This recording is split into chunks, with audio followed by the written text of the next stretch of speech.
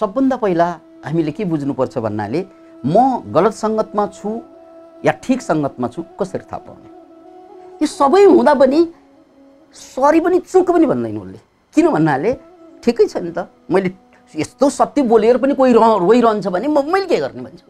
यो विषाक्त पर्सनालिटीलाई उस्काउने काम तपाईँले गरिरहेको। कसरी त भन्नाले उसलाई जवाफ दिँदै, उसँग झगडा गर्दै, उसँग रिसाउँदै, त्यो गर्दा उसलाई बल मिल्छ। मान्छे रोगी छन् भने त्यसका थुप्रै कारणमध्ये एउटा प्रमुख कारण हो उसले गर्ने सङ्गत।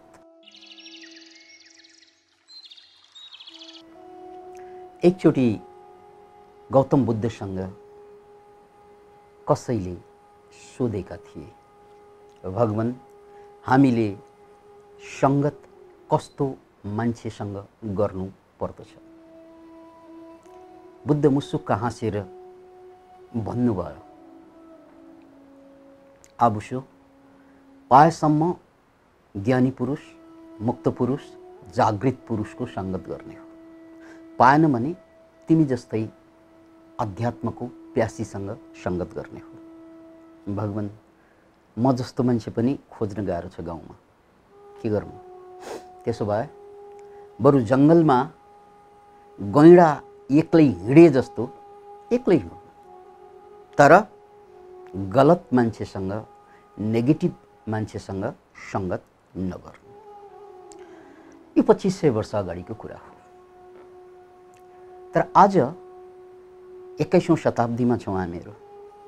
साइन्स र टेक्नोलोजीको शिखर छोएको समय र साइन्टिस्टहरूले, डक्टर्सहरूले, रिसर्चर्सहरूले, मनोवेत्ताहरूले यसमाथि रिसर्च गरेर के भनेका छन् भने नकारात्मक मान्छेहरूसँग, गलत मान्छेहरूसँग सङ्गत गरिरहनु पर्दा त्यसको सिधा असर कहाँ पुग्छ? इम्युन सिस्टममा पर्छ र मान्छे इम्युन सिस्टम कमजोर भएपछि सबै खालको रोगहरू निमन्त्रण गर्न बाध्य हुन्छ। अतः यो थाइराइड बिग्रिनु धेरैलाई छ अचेल, ब्लड प्रेसर बढ्नु, मुटुको रोग, स्ट्रोक, पक्षाघात, यस्ता थुप्रै रोगहरू जुन हाम्रो समाजमा देखा परिएको छ, त्यसमा ठुलो कन्ट्रिब्युसन मन नपरेको मान्छे, नकारात्मक मान्छेसँग सङ्गत गरिरहनु पर्दा, उनीहरूसँग बसिरहनु पर्दाको परिणाम हो। याद राख्नुहोस् यसलाई। अतः बुद्धको अनुसार यो नकारात्मक मान्छेसँगको सङ्गत आध्यात्मिक जीवनको लागि विषाक्त छ भने डक्टर्सहरूको अनुसार, मनोवेत्ताहरूको अनुसार यो नकारात्मक मान्छेहरूसँगको सङ्गत स्वास्थ्यको लागि सबभन्दा ठुलो चुनौती बन्छ। त्यसकारण अधिकांश आजको समाजमा मान्छे रोगी छन् भने त्यसका थुप्रै कारणमध्ये एउटा प्रमुख कारण हो उसले गर्ने सङ्गत। ओके, यही सन्दर्भमा रिसर्चर्सहरूले, वैज्ञानिकहरूले यस्ता पर्सनालिटीसँग टाढा रहनु भनेका छन् जसलाई नार्सिसिस्ट भनिन्छ, अथवा जो आफ्नै कुरामा बढी ध्यान दिन्छ र आफूलाई बढी फोकस गर्छन्, तिनीहरूलाई नार्सिसिस्ट पर्सनालिटी भनिन्छ। र त्यसका एक एक गरी व्याख्याहरू गर्नुपर्दा सबभन्दा पहिला हामीले के बुझ्नुपर्छ भन्नाले म गलत सङ्गतमा छु या ठिक सङ्गतमा छु कसरी थाहा पाउने? किनकि प्रश्न उठिहाल्छ र यसको सिधा जवाफ के हो भने त्यस्ता मान्छेसँग 5 मिनट, 10 मिनट, आधी घन्टा, 1 घन्टा बस्नु पर्दा तुरुन्तै थाहा हुन्छ आफू गले जस्तो, आफूलाई भारी भए जस्तो, डर लागे जस्तो, अप्ठ्यारो भए जस्तो, कतै कतै रिस उठे जस्तो। यानी हामीले सहज अनुभव गर्दैनौँ। यो सबभन्दा सजिलो मापदण्ड हो। यदि कोहीसँग बस्दा, कोहीसँग सङ्गत गर्दा, कोहीसँग काम गर्नु पर्दा तपाईलाई साह्रै डर जस्तो लाग्ने, अप्ठ्यारो जस्तो लाग्ने महसुस भइरहेको छ, भारी जस्तो, गलेको जस्तो छ भने तपाईँ यो जोखिममा परिसक्नु भयो, तपाईँ गलत मान्छेको, त्यसलाई इङ्ग्लिसमा अझ ट्याक्कै भन्ने हो भने टक्सिक पर्सनालिटी भनिन्छ, विषाक्त व्यक्तित्व छ। तपाईको अगाडि विषाक्त व्यक्तित्व छ। यो सङ्केत हो तपाईको शरीर र मनले तपाईलाई दिइरहेको छ। ओके, अब यसका धेरै किसिमका यस्ता मान्छेहरू, त्यसका गुणवत्ताहरू या दुर्गुणहरूलाई हेरौँ। सबभन्दा पहिला यी मान्छेहरूको पहिलो प्रकारको मान्छेहरू जो गलत छन्, जो टक्सिक छन्, यिनीहरू साह्रै होच्याउने खालका हुन्छन्। याद राख्नुहोस् यसलाई। इङ्ग्लिसमा यसलाई जजमेन्टल पनि भनिन्छ। तिमी पुड्को छौ, तिम्रो भुँडी ठुलो छ, तिमी कालो छौ, तिमीले गरेको यो मिलेन, के ताल हो यो। जहिले पनि अगाडिको मान्छेलाई प्रोत्साहित गर्नु होइन, दुरुत्साहित गर्ने, होच्याउने काममा यिनीहरू जहिले पनि व्यस्त रहन्छ। त्यसकारण एकचोटि विचार गर्नुहोस्, तपाईँ कोही मान्छेको अगाडि पढ्न साथ नै उसले तपाईँको गुणमा ध्यान दिन्छ कि दुर्गुणमा ध्यान दिन्छ? यदि दुर्गुणमा ध्यान दिन्छ भने तपाईँ सतर्क हुनुपर्छ। ल है, तपाईँ रेड लाइनमा आइसक्नुभयो, तपाईँ खतरा बत्तीमा आइसक्नुभयो। किनकि यो मान्छेले तपाईको पोजिटिभ पोइन्ट होइन नेगेटिभ पोइन्टबाट सुरु गरेको छ। यसले तपाईको नेगेटिभ कुरालाई औल्याएको छ भने यसले छिट्टै तपाईलाई ड्रेन्ड गराइदिन्छ। लामो समय यस्तो मान्छेसँग बस्नु पर्यो भने रोगी बनाइदिन्छ। Okay, number 1 होच्याउनु। ऊ होच्याइरहन्छन्, आफूलाई ठुलो पार्ने अरूलाई सानो पार्ने काम यिनीहरूले गरिरहन्छ। दोस्रो, यस्ता मान्छेहरूको अर्को खालको स्वभाव त्यो कस्तो हुन्छ? निन्दा चर्चा। यिनीहरू साह्रै निन्दामा रस लिने खालका हुन्छन्। निन्दा भनेको आलोचना गर्नुमा। तपाईको अगाडि उसले सबैको आलोचना गरिरहेको हुन्छ। याद राख्नुहोस् त्यो कुरा। सबैको, फल्ना मान्छे यो कारणले खत्तम छ, त्यसका मान्छे यो कारणले खत्तम छ, यी मान्छेहरू हेर्नै नहुने खालका मान्छेहरू, भेट्नै नहुने खालका मान्छेहरू, यिनीहरूले जिन्दगीलाई बर्बाद गरिदिन्छन्। यानी कोही पनि मान्छे तपाईँ बाहेक सबैको आलोचना गर्न थाल्छ उसले गफमा। तपाईँलाई गर्दैन उसले, याद राख्नुहोस्। तर अरूलाई गरिरहेको हुन्छ। त्यो अरूमा तपाईँलाई साह्रै मनपर्ने मान्छे पनि पर्दिन्छ। अनि उसको कुरा सुन्दा एकछिन तपाईँलाई रमाइलो पनि लाग्न सक्छ, किनकि अरूको निन्दा चर्चा सुन्न रुचि लाग्छ मान्छेलाई।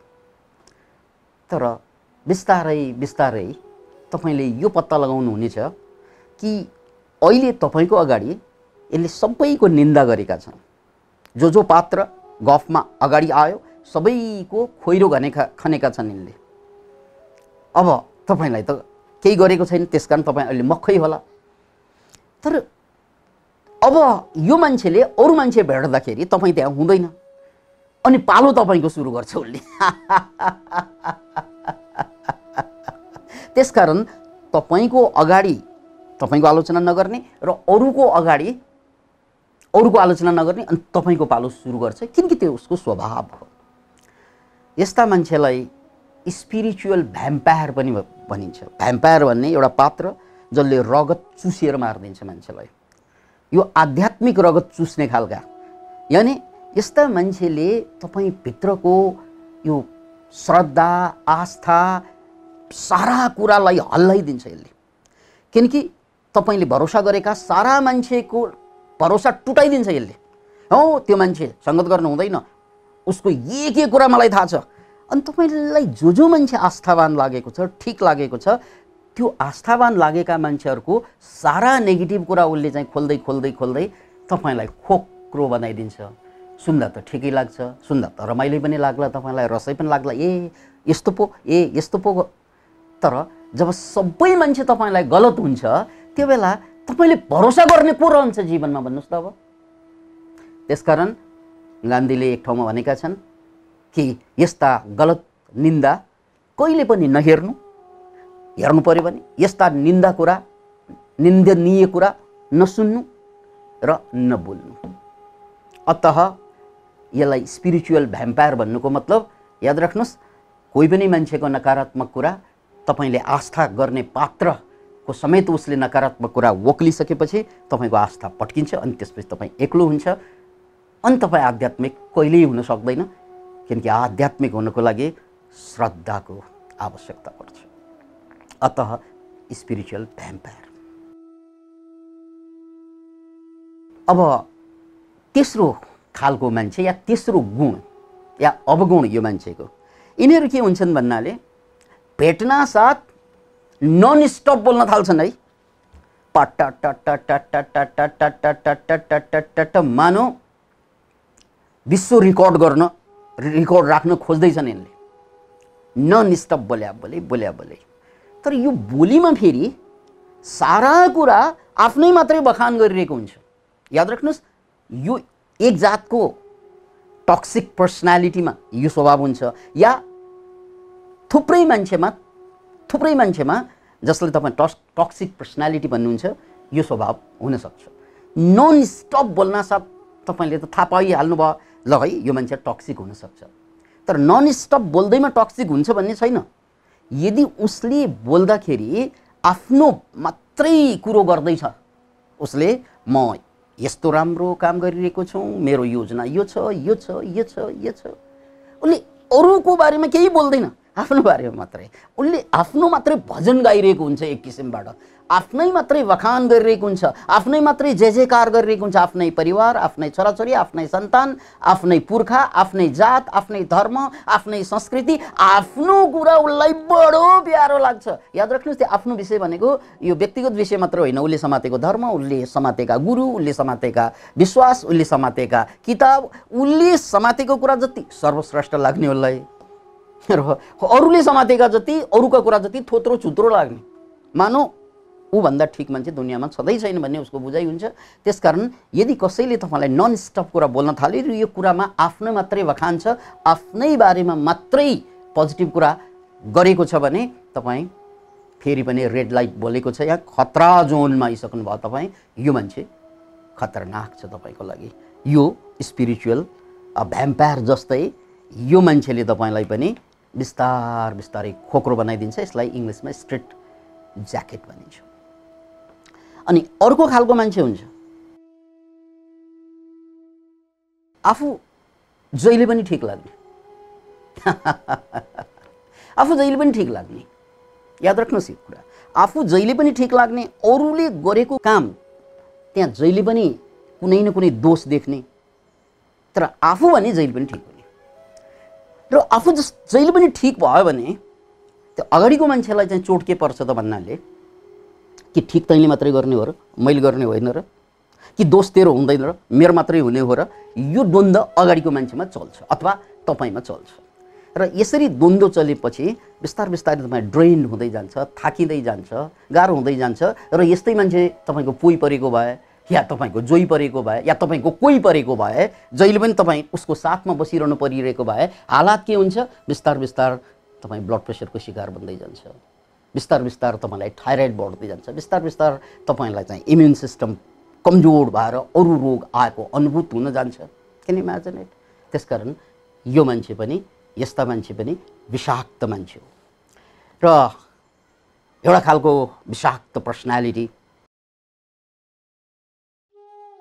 नन स्टप बोल्ने त मैले भनिहालेँ। तर अर्को खालको पर्सनालिटी कस्तो हुन्छ त भन्नाले तपाईँलाई उसले बोल्नै नदिने, यानि तपाईँले बोल्न थालेपछि बिचमा कुरा काटिहाल्ने। तपाईँले के भनिरहनु भएको छ उसलाई चासो हुँदैन, उसले सुने जस्तो गर्छ, तर त्यो सुनिरहेको हुँदैन। यसलाई मैले कहाँ कसरी काट्ने भनेर पालो पर्खिरहेको हुन्छ। यदि त्यो पालो आएन भने बिचैमा पक्नु मैले तपाईँको कुरा काटेँ, सरी कुरा काटे जस्तो फिलिङ नगर्नुहोस् भन्दै कुरा काट्छ। कुरा काटे यानि तपाईँको पुरा कुरा नसुन्ने र आफ्नो पुरा कुरा सुनाउने। अनि त्यसपछि के हुन्छ त परिणाम भन्नाले तपाईँले उसले मरे नै बुझ्न सक्दैन, किनकि तपाईँको कुरा सुनेकै छैन। कसरी बुझ्ने? तपाईँको एङ्गल उसले बुझेकै छैन। कसरी उसले तपाईँलाई न्याय गर्ने, तपाईँको मर्का कसरी थाहा पाउने, तपाईँको पीडा कसरी थाहा पाउने, तपाईँको दर्द कसरी थाहा पाउने, तपाईँलाई सहयोग गर्ने कसरी, जबकि उसको कुरा तपाईँले सुन्नुभएकै छैन अथवा उसले तपाईँको कुरा सुनेकै छैन। यस्तो अवस्थामा यस्ता मान्छेले सुरुमा तपाईँलाई मैले अघि भने जस्तै गाह्रो, अप्ठ्यारो, बोरिङ सबै पारिदिन्छ। तर यस्तै मान्छेसँग काम गर्नु पर्यो, यस्तै मान्छेसँग बस्नु पर्यो भने तपाईँ मानसिक रोगको शिकार हुँदै जाने सम्भावना बढ्दै जान्छ। र यो मानसिक बोझको कारणले गर्दा फेरि कतिलाई शारीरिक रोग देखा पर्न थाल्छ। यसको चर्चा हामी गरिसकेका छौँ। अनि यिनीहरूको एउटा गजबको विशेषता फेरि यस्तो पर्सनालिटीमा, यो विषाक्त पर्सनालिटीमा एउटा गजबको हुन्छ, यिनीहरूले सरी कहिल्यै भन्दैन। याद राख्नुहोस्, यस्तो एउटा पर्सनालिटी या यस्तो एउटा विषाक्त पर्सनालिटी अगाडि मैले कुरा गरिरहेको छु, गल्ती त आफूबाट पनि हुन्छ, तर उसलाई गल्ती आफूबाट हुन्छ भन्ने लाग्दैन। गल्ती त अगाडिको मान्छेले गर्छ, मैले कहाँ गर्छु र? म गल्ती गर्ने मान्छे होइन के? म मूर्ख हुँ र? मलाई थाहा छैन र? उसलाई भित्रैदेखि के कन्भिन्स ऊ भइरहेको हुन्छ, लागिरहेको हुन्छ मैले गल्ती गर्दैन, गल्ती गर्ने त अगाडिको मान्छे हो। त्यसकारण जस्तो सुकै गल्ती भए पनि, खत्तम भए पनि, अरूलाई चोट लागे पनि अगाडिको मान्छे घोसेमुन्टो लगाइसकेको हुन्छ, निउरिसकेको हुन्छ, गाह्रो भइसकेको हुन्छ, कहिलेकाहीँ रोइदिएको हुन्छ उसको अगाडि, किनकि उसलाई चोट परिसकेको हुन्छ। यो सबै हुँदा पनि सरी पनि चुक पनि भन्दैन उसले। किन भन्नाले ठिकै छ नि त, मैले यस्तो सत्य बोलेर पनि कोही रोइरहन्छ भने मैले के गर्ने भन्छ उसले। मैले सत्य बोलेर पनि कोही रिसाउँछ भने मैले के गर्ने भन्छ उसले। मैले सत्य बोलेर पनि कसैलाई दुःख लाग्छ भने मैले के गर्ने भन्छ। अरे यार, सत्य भनेको, याद राख्नुहोस्, सत्य भनेको बडा जटिल कुरा हो। यो ग्लास आधा खाली पनि सत्य हो, आधा भरि पनि सत्य हो। याद राख्नुहोस्, तपाईको सत्य आधा खाली हुन सक्छ, कसैको सत्य आधा भरि हुन सक्छ। जब तपाईँ सत्य हुनुहुन्छ, अरू मान्छे झुट हुनुपर्छ भन्ने छैन, अरू मान्छे पनि त्यत्तिकै सत्य हुन्छ जति तपाईँ सत्य हुन्छ। र यस्ता विषाक्त व्यक्तित्वले अरूको सत्य नदेख्ने, आफ्नो सत्यमा जोड दिन्छ। ग्लास आधा खाली छ छ छ, तिमी मूर्ख हौ, किनकि यो माथि तिमीले हेरेनौ, मेरो कुरा बुझ्दै बुझ्दैनौ तिमीले, मैले तिमीलाई बुझाउन नसकेको, मैले तिमीलाई नबुझेको मलाई थाहा नै छैन, यो ग्लास देखाइदिएको छु, त यहाँ हेर्न भनिरहेको हुन्छ उसले। जबकि त्यसको मुनि चाहिँ भइरहेको पनि छैन, त्यहाँ हेर्नु पर्दैन। अगाडिको मान्छेले ऊ रोइसकेको हुन्छ, ऊ रिसाइसकेको हुन्छ, ऊ पीडित भइसकेको हुन्छ, ऊ जङ्गिसकेको हुन्छ, तर तपाईँ आफ्नो कुरामा चाहिँ अडिग भएर मै मात्रै ठिक छु। त्यसकारण सारा मान्छेलाई पीडा चोट सबै दिएर पनि सरी उसले कहिल्यै पनि भन्दैन। त्यस्ता मान्छेले, याद राख्नुहोस्, अब तपाईँको कल्पनामा को छन्? बाउ, आमा, दाई, भाइ, साथी, कोही पनि मान्छे जसले सरी कहिल्यै भन्न जान्दैन, ती मान्छे विषाक्त मान्छे हुन्, किनकि उनले गल्ती गरेको महसुस पनि कहिल्यै गर्दैन। विषाक्त व्यक्तित्वको अर्को एउटा ट्रेट, ढाँचा हुन्छ, सानो सानो कुरामा रिसाइरहने, सानो सानो कुरामा झर्किरहने, अथवा एकचोटि रिसाएपछि लामो रिसाइदिने, जसको कारणले काम बिग्रिने। किनकि रिसाएको बेलामा काम लिन सक्दैनौ कसैसँग, या त सानसानो कुरामा रिसाएर तपाईँलाई डिस्टर्ब गरिरहने, अनि उसँग काम गर्नै डर लाग्ने। यो मान्छेसँग केही कुरा खोले कि ऊ रिसाउला कि उसको अगाडि जाँदै नै डर लाग्न थाल्छ, किनकि ऊ रिसाइहाल्ला कि, अनि फेरि रिसाएपछि काम सबै बिगार दिन्छ। त्यसकारण त्यस्तो पर्सनालिटीको अगाडि जान पनि डर लाग्छ मान्छेलाई। अतः यो बिचबिचमा रिसाइरहने, कुरामा रिसाइरहने, लामो रिसाइरहने मान्छेहरू यो विषाक्त पर्सनालिटी हो। यी मान्छेहरूसँग पनि बच्नुपर्छ, किनकि यिनीहरूको स्वभाव बदलिनेवाला छैन, बदल्ने तपाईँ आफूले आफूलाई हो। अब यो विषाक्त पर्सनालिटीहरूको एउटा गजबको गुण हुन्छ फेरि, या दुर्गुण हुन्छ। उसको लागि गुण हो फेरि त्यो, अरूको लागि दुर्गुण हुन्छ। त के त भन्नाले यिनीहरू अरूलाई कन्ट्रोलमा राख्ने, जहिले पनि यिनीहरूले अरूलाई कन्ट्रोलमा राख्छ। उनीहरूले अरूको समय कन्ट्रोलमा राख्ने, सम्पत्ति कन्ट्रोलमा राख्ने, कुरा कन्ट्रोलमा राख्ने, यानि अरूलाई कन्ट्रोलमा राखेर त्यसबाट फाइदा लिने। अब समयको फाइदा लिनु पर्यो कि, या सम्पत्तिको फाइदा लिनु पर्यो कि, या कुनै चिजको फाइदा लिनु पर्यो, ऊ जहिले पनि फाइदामुखी हुन्छ। यसलाई म्यानिपुलेटिभ पर्सनालिटी भनिन्छ। यानि अरूलाई चाहिँ खेलाएर, अरूको भावनामा, अरूको चाहनामा, सबै चिजमा उसले खेलिदिन्छ, अनि कन्ट्रोलमा राख्ने, अनि फाइदा लिने। अनि फाइदा लिइसकेपछि तपाईँलाई फाइदा केही पनि नदिने। र यस्ता मान्छेसँग बस्दा त्यतिकै थाहा हुन्छ कि आफूले सबै दिएको छु, मैले केही पनि पाएको छैन। मैले टाइम दिएको छु, मैले आफ्नो बुद्धि सेयर गरेको होला, मैले आफ्नो सबै कुरा लगानी गरिसकेको होला उसँग, तर मैले केही पनि पाएन उसँग। म खोक्रो फिलिङ हुन्छ। जोइपैको सवालमा यो धेरैलाई हुन्छ। 20 वर्ष बसिसकेको हुन्छ, 20 वर्षसम्म सँगै बसेर पनि केही नपाएको जस्तो चाहिँ फिलिङ भइदिन्छ जोइलाई या फोइलाई, या दुई मध्ये कोहीलाई। अतः यस्तो पर्सनालिटी यदि अगाडि तपाईँ पर्नुभयो र त्यस्तो श्रीमान छ श्रीमती छ भने तपाईँ विषाक्त पर्सनालिटीको अगाडि हुनुहुन्छ। अनि यस्ता मान्छेको थुप्रै किसिमका स्वभाव हुन्छन्। त्यसमध्ये एउटा स्वभावको चर्चा अझै मैले यहाँ गर्नुपर्छ। त्यो स्वभाव के त प्ले भिक्टिम भनिन्छ। आफू जहिले पनि कमजोर भएको, खत्तम भएको, ठगिएको, बर्बाद भएको एउटा पर्सनालिटी यो पनि छ। तपाईँ उसको घरमा जानुहोस्, उसलाई भेट्न साथ आज टाउको दुखिरहेछ, साह्रै गाह्रो भइरहेको छ, सुरु त्यसले गर्छ। किन त भन्नाले त्यसो गर्दा तपाईँको एटेन्सन उसले खोज्छ, उसले पाउँछ। उसले भन्न थाल्छ मलाई चाहिँ यार बाउले पनि ठगेको हो, बाजेले पनि ठगेकै हो, मलाई यो देशले पनि ठगेको छ। उसले आफूलाई भिक्टिम बनाएर प्रस्तुत गर्छ। म शिकार भएँ, आर्थिक रूपमा शिकार भएँ भन्नु पर्यो कि या कसैले मलाई पीडित पारिदियो भन्नु पर्यो कि ऊ आफू खत्तम भएँ भनेर प्रस्तुत हुन्छ। अनि त्यसो हुँदाखेरि उसलाई फाइदा के त भन्नाले अनि तपाईँको सहानुभूति, तपाईँको समय त्यहाँ त दिनु पर्यो, किनकि यो खत्तम भएको मान्छेलाई त केही त राहत दिनु पर्यो। हो त्यसरी आफूलाई भिक्टिमको रूपमा प्रयोग गरेर पनि अरूलाई तानिराख्ने, अरूलाई ट्र्यापमा पार्ने, उनको अरू कामलाई बर्बाद पार्ने काम, यो पनि एउटा पर्सनालिटीको विषाक्त पर्सनालिटीको टाइप हो। या कुनै कुनै विषाक्त व्यक्तित्वमा यो टाइप पनि हुन्छ भनेर बुझ्नुपर्छ हामीले। अब यी सबै कुरा मैले भनिरहँदा सायद यहाँलाई प्रश्न उठ्दो होला, जिज्ञासा उठ्दो होला, यस्ता मान्छे त चारैतिर भेटिन्छन्, किनकि या त यो मैले भनेको जति पनि पोइन्टहरू छन् सबै भएको मान्छे पनि भेटिन्छ, या त कसैमा कुन पोइन्ट, कसैमा कुन पोइन्ट, कसैमा कुन पोइन्ट हुन्छ। तर जस्तो सुकै मान्छे भए पनि एउटै मात्रै दुर्गुण भए पनि तपाईँलाई उसले बोर बनाइदिन्छ, तपाईँलाई उसले गाह्रो पारिदिन्छ, अथवा यो सबै भइदियो भने त झनै तपाईँलाई पीडित बनाइदिन्छ।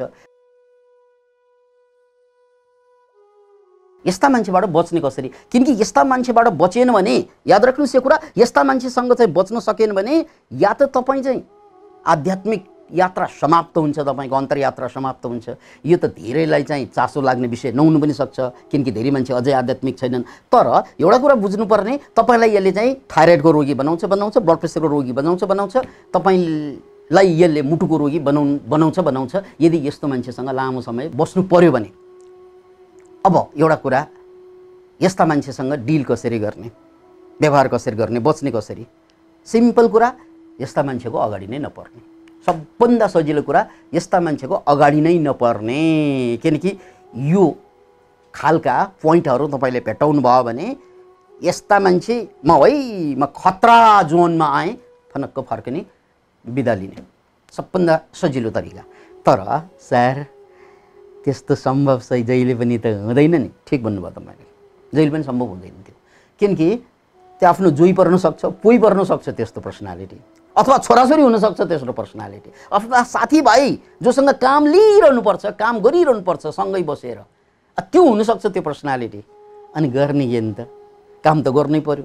परिवारभित्र छ अथवा कुनै ठाउँमा कुनै यात्रामा मेरो सिटमै बसेको पर्सनालिटी त्यही हुनसक्छ, म सिट फेर्न मिल्दैन त्यहाँ, अथवा जेलमा अथवा होटलमा कतै पनि जहाँ तपाईँ भाग्नै मिल्दैन, त्यस्तो अवस्थामा के गर्ने?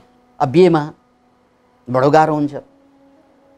हो त्यस्तो अवस्थामा के गर्ने? यो साइकोलोजिस्टहरूले धेरै अगाडिदेखि खोजेको, बुद्धले प्रयोग गर्नुभएको शब्द, यस्ता मान्छेलाई उपेक्षा गर्नु। उपेक्षाका दुईवटा धार छन्। एउटा धार भनेको मैले अघि भने जस्तै यस्तो मान्छे थाहा पाउनासाथ, चाल पाउनासाथ छोडिदिनु, त्यो मान्छे छोडेर अगाडि बढ्नु, किनकि दुनियाँमा एउटै मान्छेलाई मात्रै भेटिरहनुपर्छ भन्ने त छैन, नम्बर 1।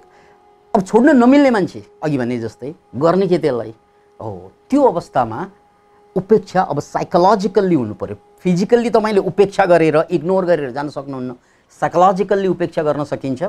यसलाई साइकोलोजिस्टहरूले 2013मा सन् 2013मा एकजना साइकोलोजिस्टले नाम पनि दिए त्यसलाई, ग्रे स्टोन मेथड भनिन्छ त्यसलाई। स्काइलार्क भन्ने साइकोलोजिस्टले दिएको नाम हो ग्रे स्टोन मेथड। यो भनेको के हो अलिकति बुझौँ। जसरी समुद्रमा बीचबीचमा ढुङ्गाहरू हुन्छन्, ठुल्ठुलो चट्टानहरू हुन्छन्, चट्टान उठेको हुन्छ, चारैतिर समुद्र हुन्छ। अनि समुद्रको छालहरू चाहिँ बगिरहेको हुन्छ प्रत्येक क्षणमा। त्यो छाल चाहिँ गुटुटुटुटु आएर चाहिँ झ्याम्म हानिदिन्छ त्यो ढुङ्गालाई, अनि फेरि त्यो छाल फर्कन्छ, अनि फेरि छाल आउँछ, फेरि हानिदिन्छ। अब छालले त हाने गर्ने हो ढुङ्गालाई, याद राख्नुहोस्, प्रहार गरे गर्ने हो, छालको स्वभाव त्यही भयो। अब ढुङ्गाले के गर्छ त? ढुङ्गाले केही पनि गर्दैन।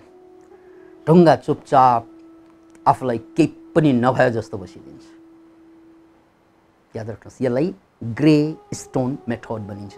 मेरो अगाडि विषाक्त व्यक्तित्व छ, गलत मान्छे छ, नकारात्मक मान्छे छ, खालि नकारात्मक मात्रै कुरा गर्ने मान्छे छ। अब उसँग मैले बसिरहनु परेछ, काम लिइरहनु परेछ, मेरो श्रीमती हो, श्रीमान हो या छोराछोरी हुन् भने यसले त मलाई रोगी बनाउने भयो। मेरो आध्यात्मिक यात्रा त यसले समाप्त पार्ने नै भयो। म आध्यात्मिक हुँ भने होइन, म भौतिक मान्छे हुँ, भौतिकवादी मान्छे हुँ भने मलाई रोगी पार्ने नै भयो। तर बच्नु त पर्यो। एक बारको जुनी भनिन्छ, अर्को बार थाहा छैन। त्यसकारण अहिले बच्नुपर्छ यस्ता मान्छेसँग। र ग्रे स्टोन मेथड साइकोलोजीमा प्रयोग हुने मेथड हो। त्यसमा अगाडिको मान्छेसँग डिल गर्ने कसरी त? मैले थाहा पाएँ यो मान्छे विषाक्त मान्छे छ, त्यस भए ढुङ्गा जस्तै उभिनु, काम गर्नु उसँग गर्नै पर्यो। सकभर त जवाफै नदिनु। उनले जे भन्छन् जवाफै जवाफ दिनु पर्यो भने हाँ र नामा हुन्छ हुन्छ, हुँदैन, यो ठिक छ ठिक। सकभर कुरै नगर्नु, गर्नै पर्यो भने थोरैभन्दा थोरै गर्नु, तर काम चाहिँ जारी राख्नु र उनको कुनै पनि कुरालाई सिरियसली नलिनु। अनि उसँग काम पनि भइरहेको छ, बसिरहेको पनि छ, र मैले चाहिँ त्यो समुद्रको बिचको ढुङ्गा जस्तै चारैतिर उसले मलाई हमला गरिरहेको हुन्छ, नेगेटिभ कुराको बाढी ल्याइरहेको हुन्छ, हरेकपल्ट उसले हानिरहेको हुन्छ आफ्नो स्वभावअनुसार, तर मैले प्रतिक्रिया जनाएको हुँदैन। अनि के हुन्छ भन्नाले त्यो मान्छे तपाईँसँग बोर हुन्छ। किनकि यो नेगेटिभ, यो विषाक्त पर्सनालिटीलाई उस्काउने काम तपाईँले गरिरहेको। कसरी त भन्नाले उसलाई जवाफ दिँदै, उसँग झगडा गर्दै, उसँग रिसाउँदै, त्यो गर्दा उसलाई बल मिल्छ। याद राख्नुहोस्, त्यो गर्दा उसलाई बल के मिल्छ त भन्नाले टाँसिने एउटा बहाना मिल्छ, अनि ऊ तपाईँलाई छोड्नै चाहँदैन। याद राख्नुहोस्। र जाँदा जाँदै मैले फेरि पनि यसलाई भन्नुपर्दा, यसलाई चाहिँ बटम लाइनको रूपमा चाहिँ भन्नुपर्दा 3 कुरा मात्रै छन्। पहिलो कुरा के हो त भन्नाले यस्ता मान्छेले हाम्रो आध्यात्मिक जीवनलाई बर्बाद पारिदिन्छ, अन्तर्यात्रालाई समाप्त पारिदिन्छ, नम्बर 1। र नम्बर 2, यस्ता मान्छेले हाम्रो शारीरिक रूपमा मानसिक रूपमा हामीलाई चाहिँ ध्वस्त बनाइदिन्छ, र शारीरिक र मानसिक रूपमा ध्वस्त भएपछि हामी सामाजिक रूपमा पनि ध्वस्त हुँदै जान्छौँ। त्यसकारण यस्ता मान्छेसँग बच्नुपर्छ। र बच्ने 2 तरिका मैले बताएँ। एउटा त फिजिकल्ली नै छोड्नु, अगाडि नबस्नु। दोस्रो कुरा, उनीहरूलाई बोर पार्दैन। ग्रे रक मेथड प्रयोग गर्ने। बढी जानकारीको लागि ग्रे रक मेथड भनेर नेटमा पनि सर्च गर्नुहोला। Thank you. जय होस्।